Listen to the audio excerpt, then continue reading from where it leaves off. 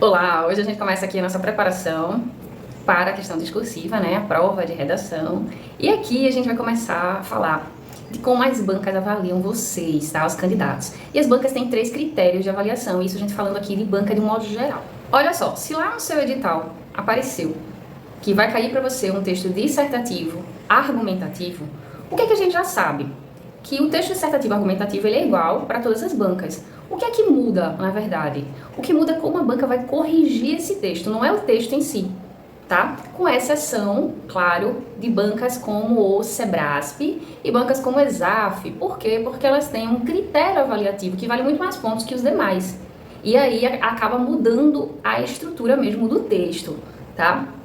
Então, por isso que a gente faz cursos focados aí na Exaf e no Sebrasp, porque existe um padrão de estrutura diferente das outras bancas, mas as regras gerais de um texto dissertativo argumentativo também são utilizadas nas redações do Sebrasp e da Exaf. O texto dissertativo argumentativo, ele tem regras, ele tem as técnicas específicas dele, e se a gente seguir essas regras, seguir essas técnicas, não tem erro não. A gente pode fazer prova para banco, pode fazer prova para vestibular, pode fazer prova para qualquer concurso e até para Sebrasp e para Exaf e se dar bem na redação, tá? Então, as regras gerais a gente precisa fixar, porque elas vão ser válidas sempre que a gente for fazer o texto dissertativo argumentativo. E é sempre bom estar sendo orientado por um professor de acordo com o seu certame, porque o professor sabe ler o espelho das bancas. E aí, na hora da correção, ele vai te passar as informações específicas que apareceram ali naquele edital. Ele vai dizer, ó, a banca vai pontuar mais essa área daqui.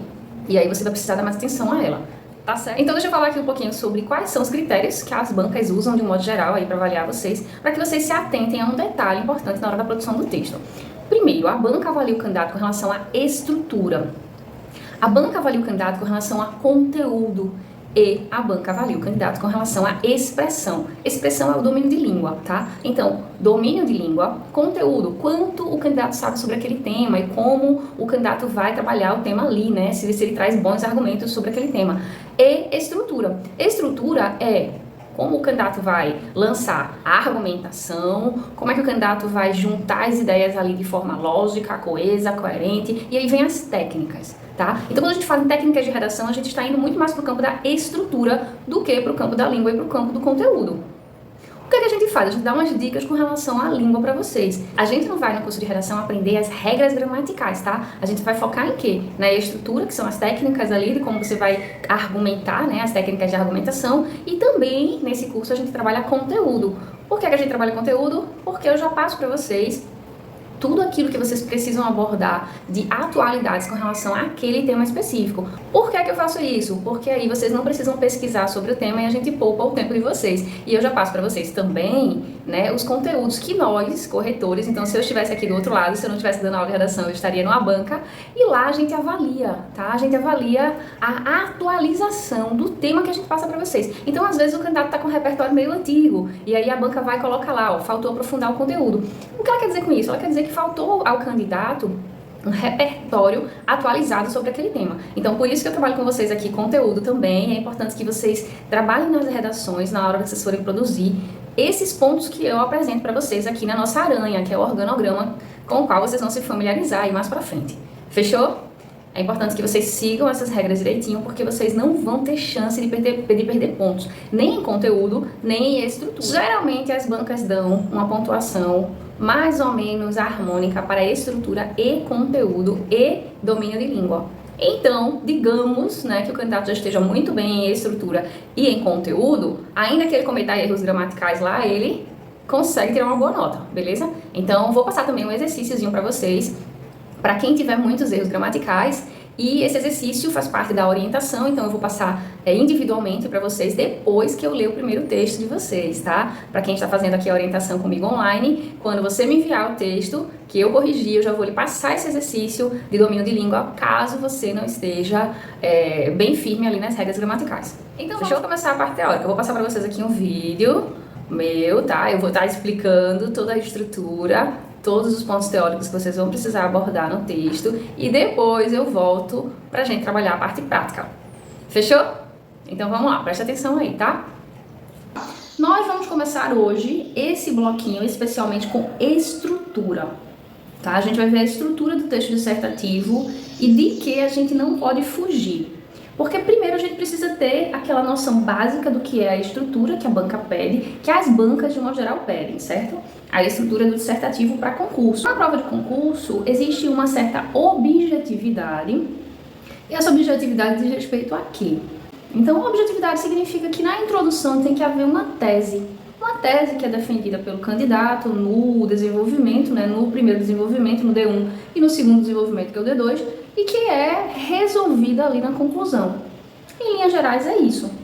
Só que existem técnicas para fazer com que essa estrutura aí dê certo. E o texto dissertativo é um jogo. Quanto mais a gente aprende as técnicas são simples, a gente só precisa treinar. Quanto mais a gente produz, quanto mais a gente treina essas técnicas, mais claro o negócio fica e mais difícil de errar. Garanto isso para vocês, tá? Então, qual é a estrutura que nós vamos ver? Existem várias estruturas, existem. Por que a gente não trabalha com diversas aqui? Porque se a gente for trabalhar com diversas, as chances de erros são diversas também, né? Então, o que a gente faz? A gente reduz os erros, reduzindo as estruturas. Nós vamos trabalhar com uma estrutura específica, que é a estrutura lógica do texto dissertativo, tá? Essa estrutura eu peço muito a vocês que procurem compreendê-la, porque se vocês forem em cima dela, vocês querendo errar, vocês não conseguem.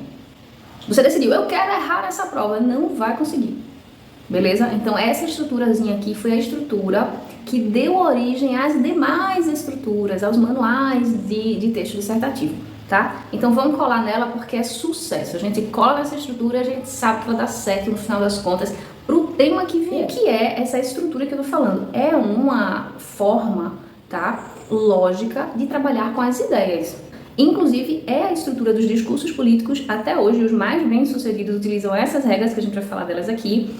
Os sermões religiosos também. Sabe aqueles sermões que levam milhares de pessoas para as ruas, de grandes religiosos? Seguem exatamente as regras que a gente vai ver nessa estrutura. Então, bora lá, porque quem realmente entende de retórica, né, quem entende da arte de argumentar, faz questão de utilizar essas regras.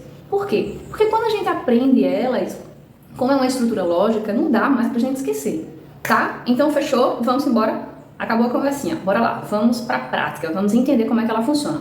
Primeira coisa, a gente vai pensar aqui na introdução. O que é que a banca espera da nossa introdução? Espera que a gente use 5 linhas, tá? Introdução não é lugar de gastar linha. 5 linhas na introdução tá ótimo. Menos que isso é insuficiente, mais que isso é extrapolação. 5 linhas onde a gente vai colocar o problema. Toda redação tem um problema se ela é dissertativa. E a gente vai falar sobre isso. O que significa esse problema, né? O problema é uma briga mesmo, tá? É uma briga entre duas ideias. E a gente chama essas ideias, a gente diz que elas têm polaridades diferentes. Uma ideia é positiva e a outra é negativa. É assim que funciona toda a argumentação. Olha só, a gente vai dividir aqui o problema em duas partes para que vocês entendam bem direitinho. A primeira parte do problema, né, a parte com a qual a gente começa, é a parte ideal. Essa parte ideal nós dizemos que está nas teorias de modo geral, nas legislações do país, na ética cultural da sociedade, é a ética que a gente segue. É o que nós vamos chamar aqui de aspecto positivo, com o qual a gente sempre começa o texto. O aspecto negativo é o aspecto que a gente vai chamar aqui de contraditório, tá? Esse é o nome mesmo do termo. O contraditório é o que vai contra o ideal. E o que é o contraditório? O contraditório é exatamente como o problema aparece na prática, no dia a dia. Aparece na sociedade, na prática da população, nas instituições públicas e privadas. É aquele aspecto que nós chamamos de negativo. A evolução se dá quando a nossa prática consegue se ajustar à teoria. Então, esse é sempre o nosso objetivo. Vocês vão ver que a banca sempre vai estar querendo que vocês falem da teoria, mas ela quer que vocês conheçam a prática. Por isso que tem o espaço do contraditório. O contraditório é para vocês botarem a prática ali. Mas o que é que elas querem que vocês compreendam? Que é a teoria o ponto que a gente vai precisar alcançar. Se na sociedade só houvesse a prática, a gente não teria chance de evoluir. O mundo não evoluiria. Então, se a gente pegar, por exemplo, o Brasil, a gente vai pegar aqui um tema como violência. Então, o Brasil é um país cujos índices de violência são enormes. Mas existem países como Noruega, cujos índices de violência são ínfimos. Existe ali uma estrutura copiada pelo mundo todo, ou na verdade estudada pelo mundo todo, é a forma com que eles lidam com as pessoas que cometem crimes. Essa forma está hoje nas teorias. E essa forma, a tendência é que ela se espalhe para outros países, que os países comecem a aplicar. O que as bancas querem sempre é, você sabe qual é a teoria, você sabe qual é o ponto de avanço, porque a prática a gente geralmente conhece, porque são as questões que aparecem nos telejornais, né? Os fatos, né? Isso, os fatos. Então, bora lá, vamos seguir. Começamos nossa introdução com 5 linhas e vamos colocar o problema na totalidade. O que significa essa totalidade aí? Significa que a gente precisa mais ou menos gastar cerca de 2,5 linhas para expor a ideia positiva, vamos colocar um ponto, e cerca de 2,5 linhas para expor a ideia negativa, cerca também de 2,5 linhas e um ponto. Quando a gente faz isso aí, a gente vai ter 5 linhas, então um aspecto positivo ideal completo e um aspecto negativo completo também. Entre o aspecto positivo e o aspecto negativo, para fazer a conexão, a gente vai precisar de uma conjunção, que nós chamamos de conjunção adversativa. Olha só, a adversativa é uma conjunção que junta, que tem a capacidade de unir polaridades diferentes. Então, quando você encontrar uma conjunção adversativa na prova de português, por exemplo, sublinha essa conjunção. Quais são elas, né? Mas, porém, contudo, todavia, entretanto, no entanto.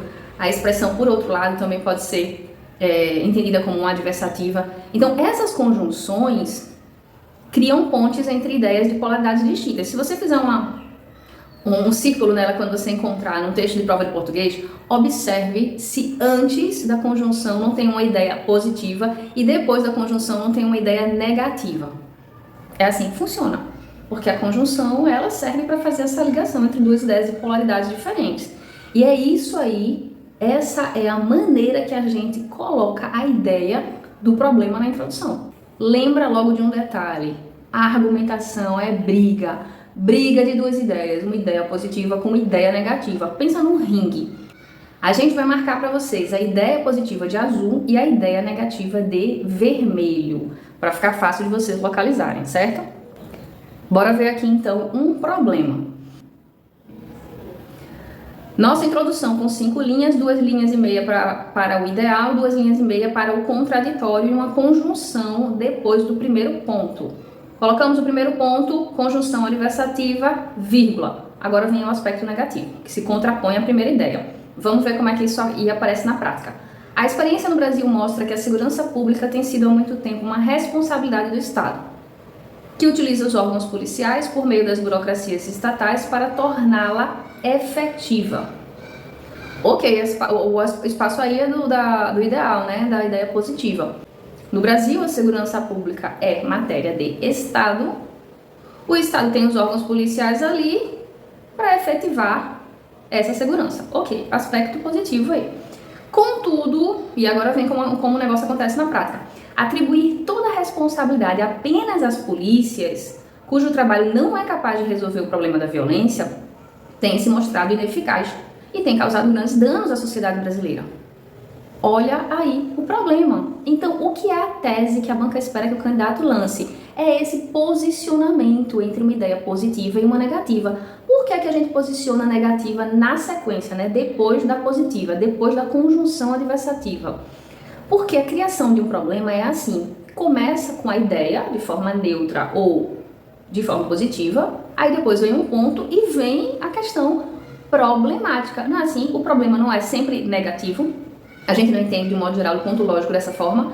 Então, essa é a posição correta. O que a banca quer não é qual é a posição do candidato, qual é a visão que o candidato tem sobre esse tema, não. O que a banca quer é entender se o candidato conhece o jogo da argumentação, se ele conhece as leis que regem ali a colocação das ideias, se ele conhece os valores das conjunções, por exemplo, onde posicioná-las. Isso tudo aí é domínio de língua, domínio de argumentação, no caso do texto dissertativo, tá? É isso aí que a banca quer que a gente saiba. Ela não está interessada em polemizar, em opiniões e tal, isso aí não é importante. É o jogo, ela quer ver se o candidato sabe jogar, se ele sabe colocar, posicionar um problema e fazer uma discussão. É nisso que a gente vai focar. certo? Até porque nós vamos trabalhar com ideias aqui que muitas pessoas discordam e dizem, ai Pri, eu não concordo com esse posicionamento. E aí, pra gente não se emocionar, não ficar chateado, não ficar triste, não ficar angustiado, não ficar com raiva da aula de redação, é bom logo que a gente entenda que isso é só uma articulação correta, lógica, posicionada ali de ideias. Existe um lugar para colocar cada ideia e a gente vai colocar a ideia no lugar certo. Quando vocês compreendem onde precisam colocar a ideia, o negócio fica mais rápido, fica mais prático.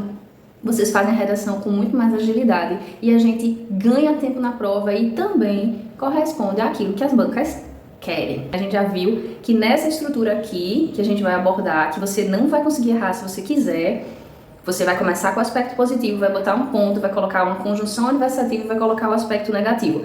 Criou o problema, você tem uma tese. A tese é um posicionamento. Bora pro desenvolvimento agora, tá? Ó, se na introdução a gente gasta 5 linhas, não vamos gastar isso no desenvolvimento. O desenvolvimento precisa ter bastante linhas, tá? Porque o desenvolvimento é o lugar onde a gente vai convencer. E convencer continua dentro daquele mesmo jogo da introdução. Qual é a proposta do convencimento? O que significa esse convencimento que as bancas pedem do candidato? Significa que o candidato vai, preste atenção no jogo, isso aqui é só as regras, tá?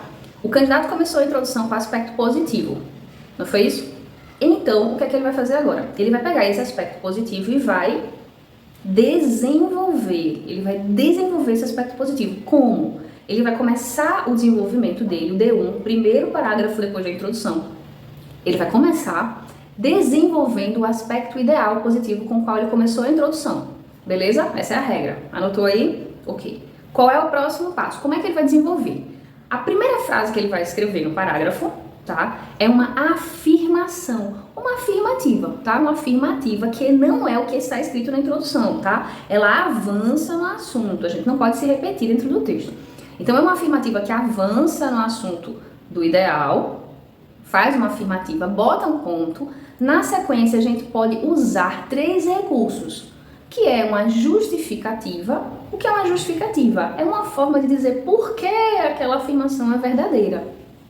A gente pode usar também um exemplo que ilustra aquela afirmação e a gente pode usar uma comprovação. Pode usar dados também que ilustram a afirmação ou pode usar uma comprovação, trazer a própria lei em defesa daquilo que a gente disse. Então existem várias formas, né? A gente vai ver isso mais pra frente em outros blocos, com calma, né? Bem devagarzinho.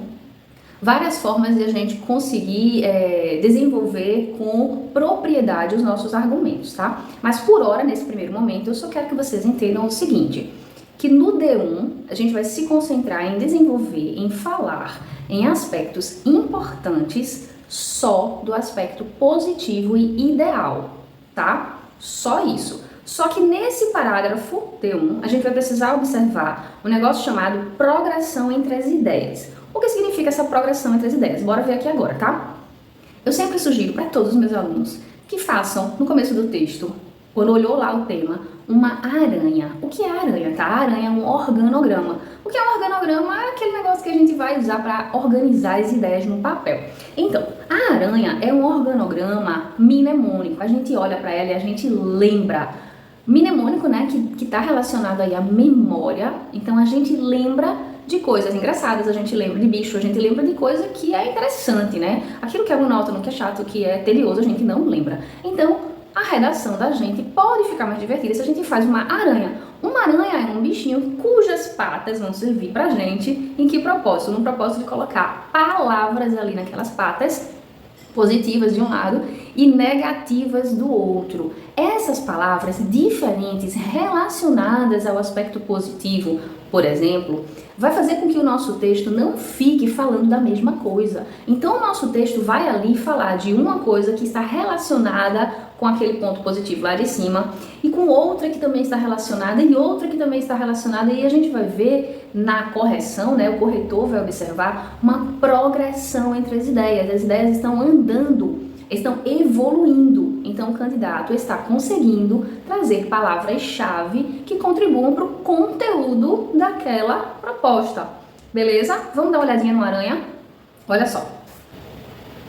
Nessa aranha aqui, a gente está falando da questão ali do sistema prisional, das revistas vexatórias nos presídios brasileiros.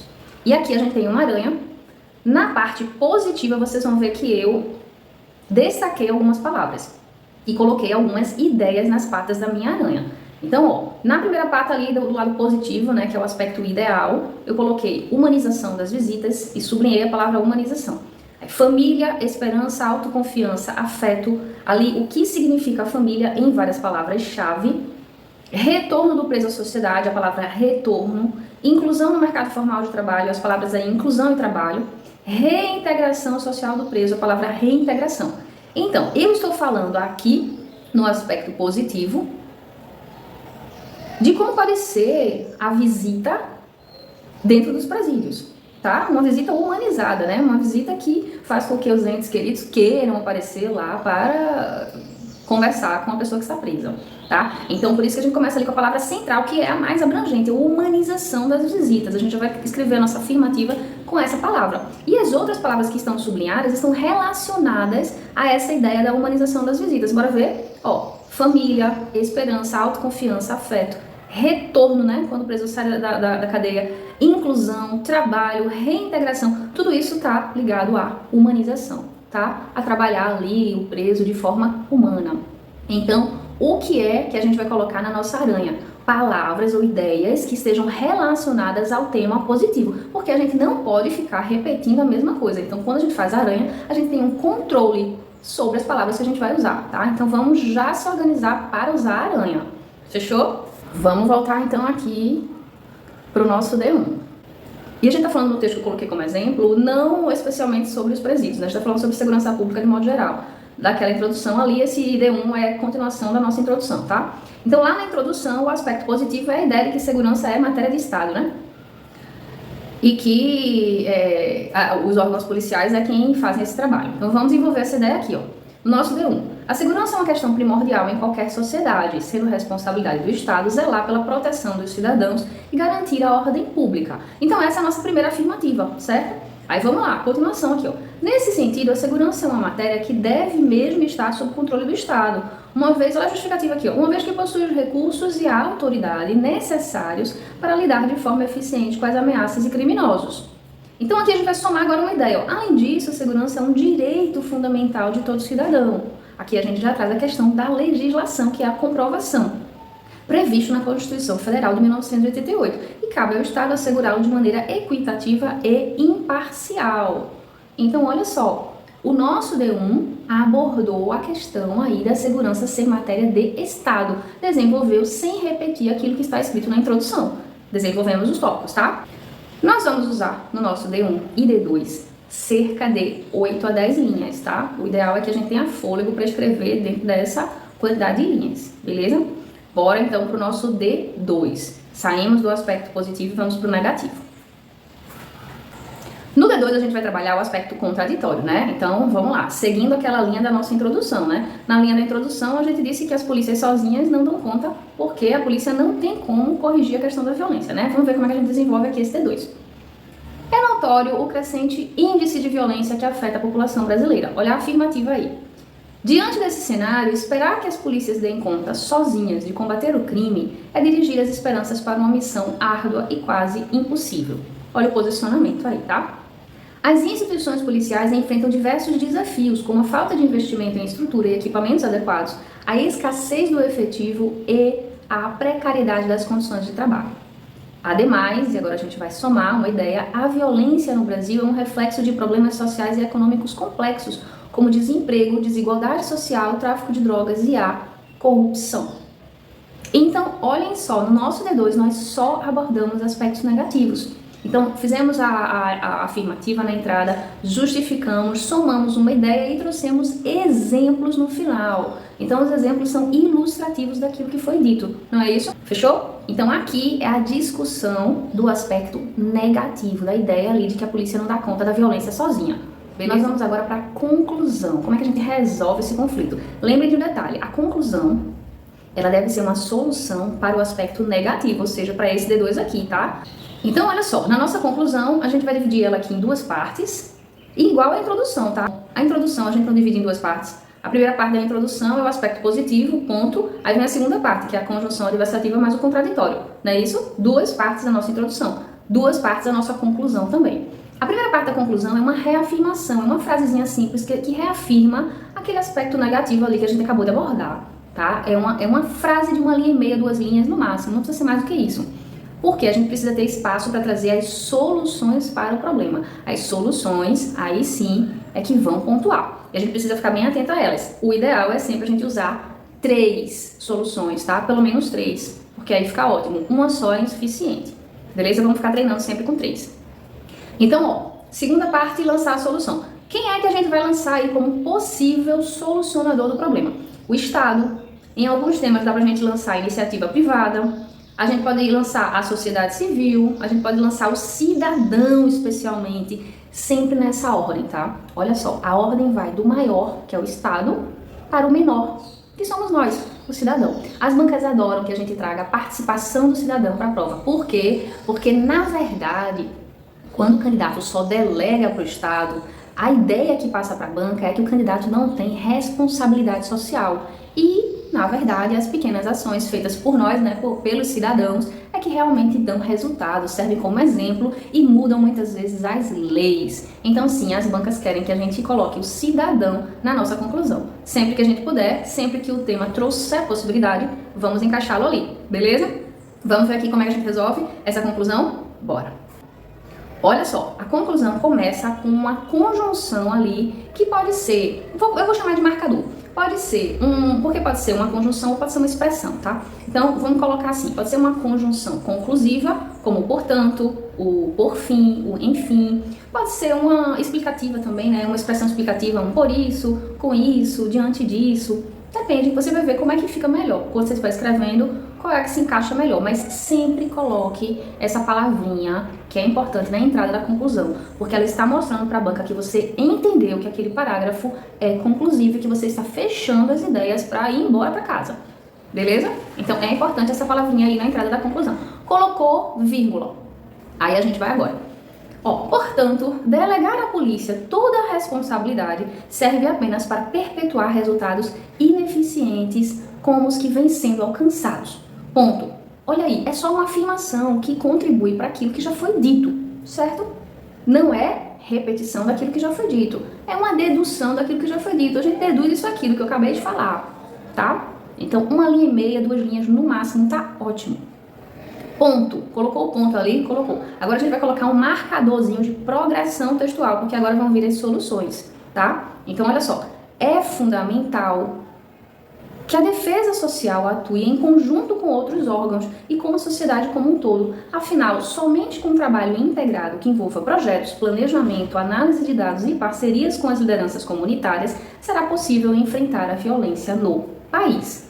Então vejam aí que alguns pontos foram recuperados, alguns pontos que foram abordados ao longo do texto, porque a conclusão precisa estar conectada com aquilo que a gente disse no D1 e no D2. Fechou?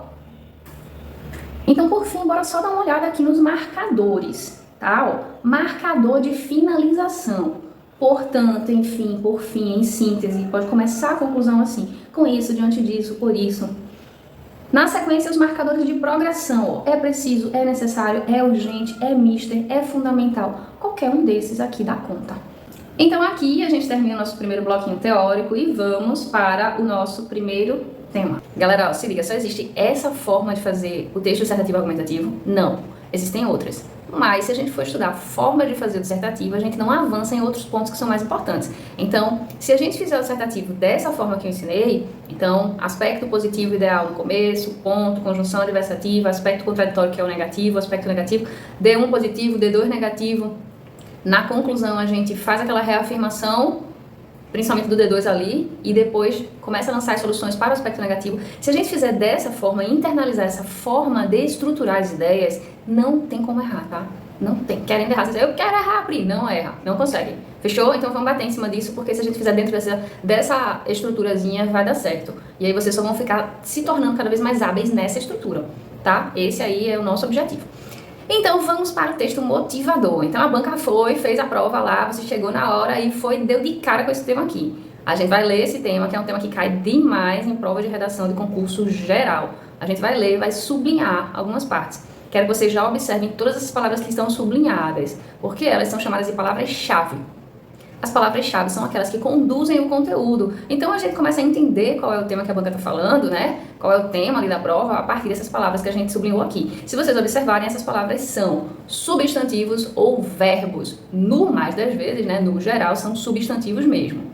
Fechou? Então vamos prestar atenção, porque por meio delas a gente compreende o tema e a gente já vai saber a linha que nós devemos adotar para resolver a proposta. Só um detalhe, a gente vai pegar um tema aqui da SES Gran Rio, e se vocês observarem, a SES Gran Rio resolve praticamente a redação inteira no texto motivador. E isso não deixa de ser uma pegadinha, tá? Algumas bancas fazem isso porque o candidato não presta atenção e repete as informações no texto. O que é que a banca faz?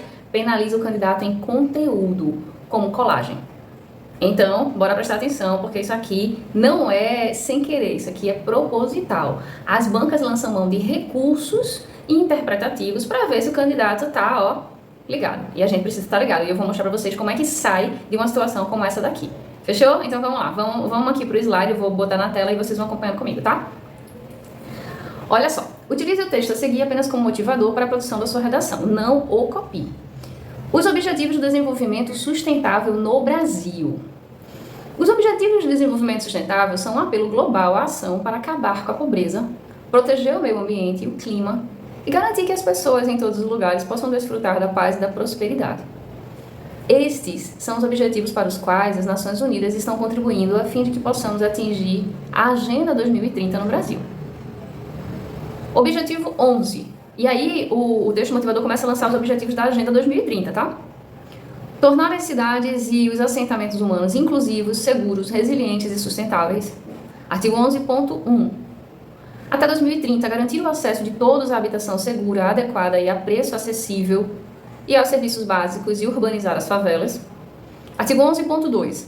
Até 2030, proporcionar o acesso a sistemas de transporte seguros, acessíveis, sustentáveis e a preço acessível para todos, melhorando a segurança rodoviária por meio da expansão dos transportes públicos, com especial atenção para as necessidades das pessoas em situação de vulnerabilidade, mulheres, crianças, pessoas com deficiência e idosos. 11.3. Até 2030, aumentar a urbanização inclusiva e sustentável e as capacidades para o planejamento e gestão de assentamentos humanos participativos, integrados e sustentáveis em todos os países. 11.4. Fortalecer esforços para proteger e salvaguardar o patrimônio cultural e natural do mundo. 11.5. Até 2030, reduzir significativamente o número de mortes e o número de pessoas afetadas por catástrofes e substancialmente diminuir as perdas econômicas diretas causadas por elas em relação ao produto interno bruto global, incluindo os desastres relacionados à água, com foco em proteger os pobres e as pessoas em situação de vulnerabilidade. 11.6. Até 2030, reduzir o impacto ambiental negativo per capita das cidades, inclusive prestando especial atenção à qualidade do ar, gestão de resíduos municipais e outros. Finalizamos, então, a primeira parte do texto motivador. E agora nós vamos para uma segunda etapa do texto, que nós chamamos de comandos da questão. Então, façam a diferenciação, tá? O texto motivador é um texto que a banca traz para contextualizar o tema, para fazer com que a gente entenda sobre que recorte a gente vai abordar ali na hora de resolver aquela proposta, certo? Agora a banca vai mostrar os comandos, ou seja, ela vai dar algumas ordenzinhas ali pra gente de resolução da proposta. Então a gente precisa ficar muito atento para não perder nenhuma informação, porque se a gente perder uma dessas informações, a gente pode simplesmente não pontuar inteiro, né, que a gente chama pontuar cheio na prova, tá? Então vamos prestar atenção aqui. Eu sublinhei as palavras mais importantes dos comandos para vocês entenderem. Olhem só. A preocupação de organizações mundiais, como a ONU, com o desenvolvimento de ideias e a implantação de ações que tornem o mundo mais sustentável, um lugar mais humano e saudável para viver. Aí foi uma afirmativa. Beleza. Agora vem, ó. Essa preocupação com a sustentabilidade é urgente? Essa é uma pergunta. Quais medidas seriam mais importantes de serem adotadas? Outra pergunta. Duas perguntas pra gente resolver no texto, tá, galera? Tem que se ligar nisso. Duas perguntinhas aí. A gente vai precisar colocar isso dentro da nossa argumentação. Então, a gente precisa fazer um modelinho ali ó, na cabeça antes de partir pra resolução. Porque se a gente não deixar essas perguntas ali, ó, bem certinhas na hora da proposta, a banca vai penalizar a gente em conteúdo. Fechou? Vamos ficar atento. Então, o resto dos comandos aqui, ó. Escreva um texto claro e objetivo, de caráter dissertativo e argumentativo, explicitando seu ponto de vista sobre o seguinte tema: o papel do cidadão no cumprimento dos Objetivos de Desenvolvimento Sustentável no Brasil. Olha só, se liguem no detalhe. Eu sempre peço para vocês, né, quem já teve aula comigo presencialmente ou nos cursos online sabe, eu sempre peço para vocês darem uma olhada na hora da interpretação se a proposta tem um caráter econômico, político, social ou cultural. Por quê? Porque isso aí vai dizer o que é que a gente vai ter que trazer de recurso para dentro dos tópicos de conhecimentos que a gente vai abordar, tá? Então, por exemplo, nesse tema aqui, a gente vai abordar o quê? O aspecto político, o eixo é político, porque a banca está falando em cidadão. Qual é o papel do cidadão frente à questão aí dos objetivos dessa Agenda 2030 para a sustentabilidade no Brasil? Qual é? E aqui a banca nem citou no tema Agenda 2030, mas aí vocês vão ver da importância dela já que eu vou falar, tá? Então, qual é o papel do cidadão? Quando fala em cidadão, não é indivíduo. Se a banca falasse em indivíduo, ela estaria puxando para o social, porque o social é o eixo, né, que vai abordar a coletividade.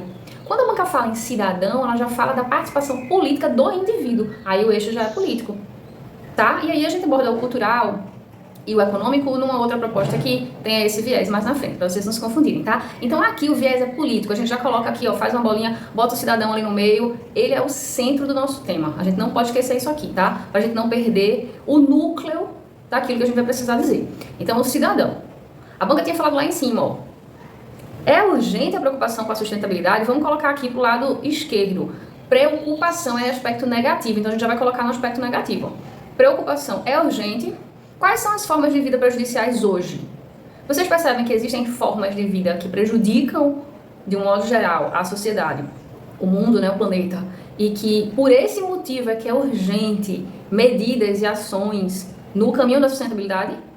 Então, quando a gente for abordar essas ações nocivas que nós fazemos, né, essas ações, a gente vai abordar no aspecto negativo. E quando a gente for abordar a outra pergunta que a banca colocou aqui, ó, nos comandos, quais medidas seriam mais importantes a serem adotadas? Aí a gente já vai falar no aspecto ideal, no aspecto positivo, que é o tópico ali da conscientização, que todo o texto motivador fala disso, né? De conscientizar conscientizar a pessoa, né, o indivíduo, em diversos campos, né? Não fala só na questão, por exemplo, do meio ambiente, mas fala na questão da desigualdade social, né? Das formas de criar riqueza e recursos, da forma de usar recursos e de criar riqueza. Então, fala da sustentabilidade de um modo bem amplo e bem genérico. A gente vai precisar abordar tudo, não podemos abordar só a questão do meio ambiente, tá?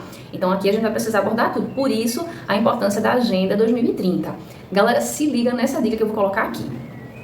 Sempre que aparecer para vocês o tema sustentabilidade, sempre, 100% das vezes, em qualquer prova de concurso que vocês fizerem, tragam as agendas. Tá? As agendas são documentos que compartilham, né, digamos assim, interesses de resolução de problemas relacionados à sustentabilidade ou ao desenvolvimento econômico, na verdade. Então, vários países sentam, veem os problemas e trocam informações a respeito de soluções possíveis e viáveis. Então, essas agendas são verdadeiros mapas de como resolver as questões e os conflitos.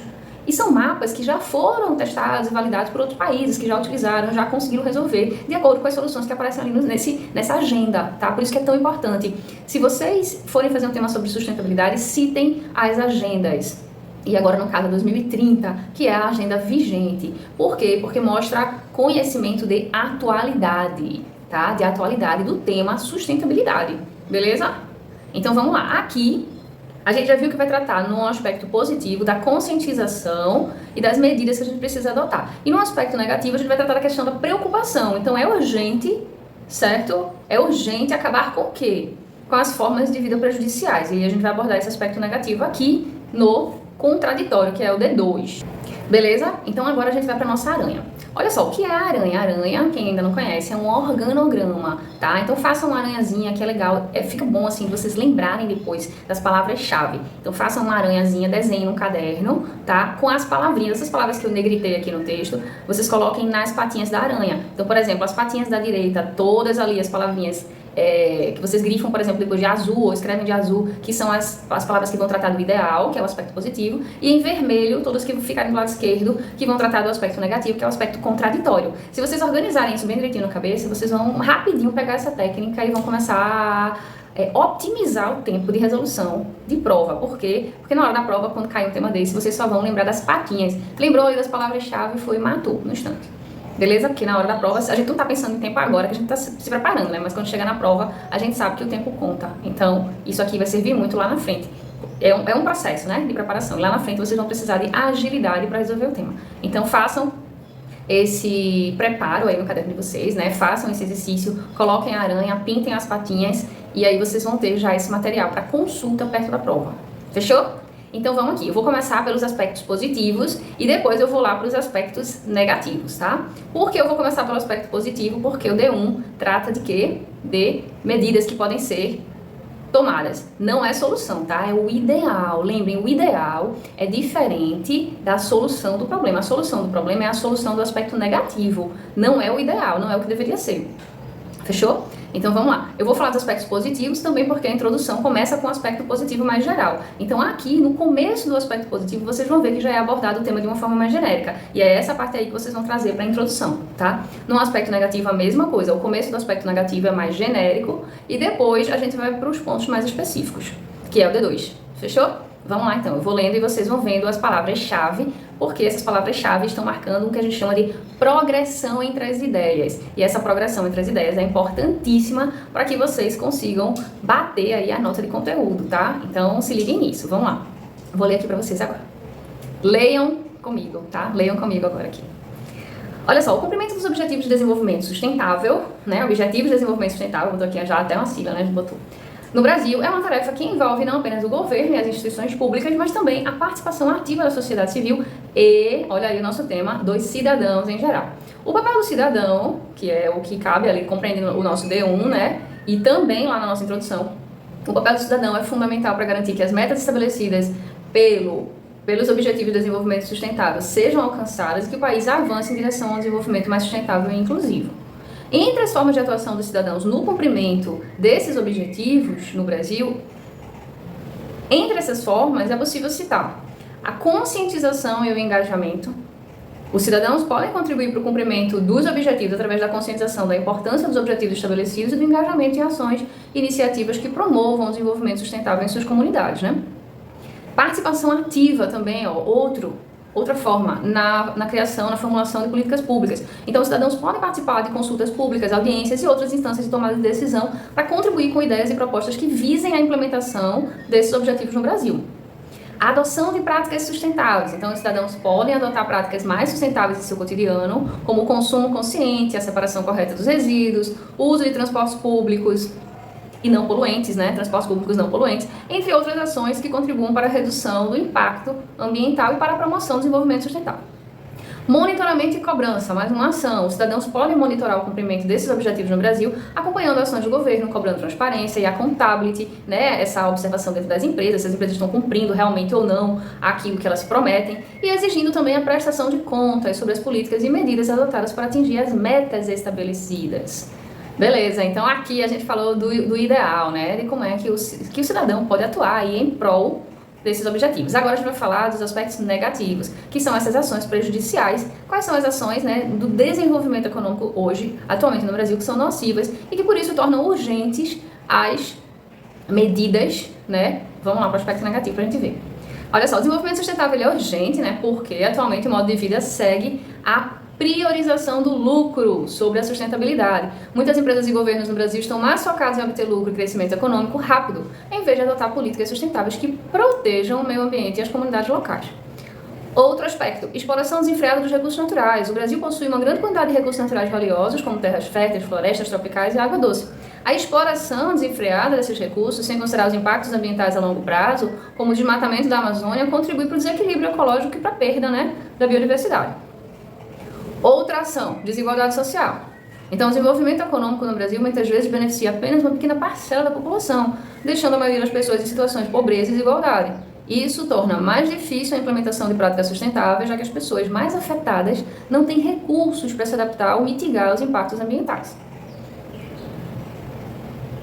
Outra ação, falta de políticas e regulamentações ambientais eficazes. Embora o Brasil tenha leis ambientais e regulamentações destinadas a proteger o meio ambiente, muitas vezes essas leis não são cumpridas ou não são suficientemente rigorosas para evitar danos ambientais significativos. Isso permite que empresas e governos ajam de forma descontrolada em detrimento da sustentabilidade, né? De forma irresponsável, como tantos desastres ambientais que a gente tem visto por aí, né? Mais uma ação, pressão por crescimento econômico rápido. Em um cenário de competitividade global, o Brasil enfrenta pressões por crescimento econômico rápido e desenvolvimento industrial para se manter competitivo. Isso muitas vezes leva a decisões de curto prazo, que sacrificam a sustentabilidade a longo prazo em prol do crescimento econômico imediato. Né? Isso é em tudo na vida, não só com relação à sustentabilidade e ao crescimento. Né? Em resumo, o desenvolvimento econômico do Brasil muitas vezes é contrário ao desenvolvimento sustentável, devido a uma combinação de incentivos econômicos desalinhados, pressões de curto prazo, falta de políticas e regulamentações eficazes. Não é que faltam as políticas de regulamentação e as regulamentações, só as eficazes, né? Não eficácia, falta eficácia a elas, para proteger o meio ambiente e as comunidades locais. Então, para alcançar o desenvolvimento sustentável, é essencial que o Brasil priorize a proteção ambiental, a equidade social e o uso responsável dos recursos naturais em suas políticas de desenvolvimento econômico. Como é que a gente resolve essa questão aqui? Galera, olha só. No lugar de a gente colocar o ideal nessa parte final, na conclusão, como é que a gente vai encontrar a solução? Olhem só. A gente vai encontrar a solução revertendo os aspectos negativos. Não é negando eles, tá? É encontrando o aspecto contrário. Por exemplo, se a gente diz aqui, ó, priorização de lucro. Atualmente, a nossa forma de se desenvolver é priorizando o lucro.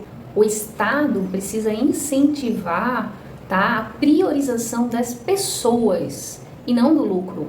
Beleza? Aí a gente vai fazer isso com todos. Aí, digamos, o segundo aqui, ó, exploração desenfreada dos recursos.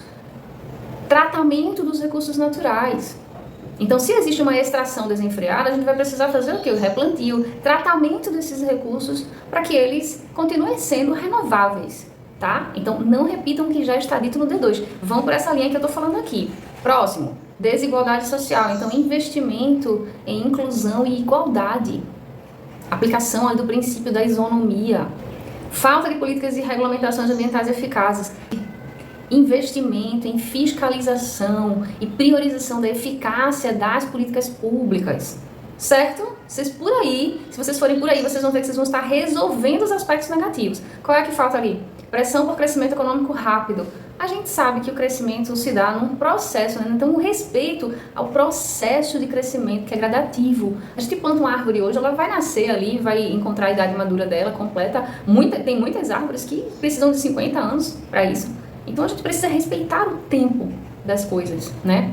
Então, se vocês reverterem, vocês vão encontrar o aspecto positivo. Sempre a chave para a conclusão está no D2, tá? No aspecto negativo. Se vocês forem por essa lógica, vocês vão observar que vocês não vão repetir o que está lá no D1. É diferente.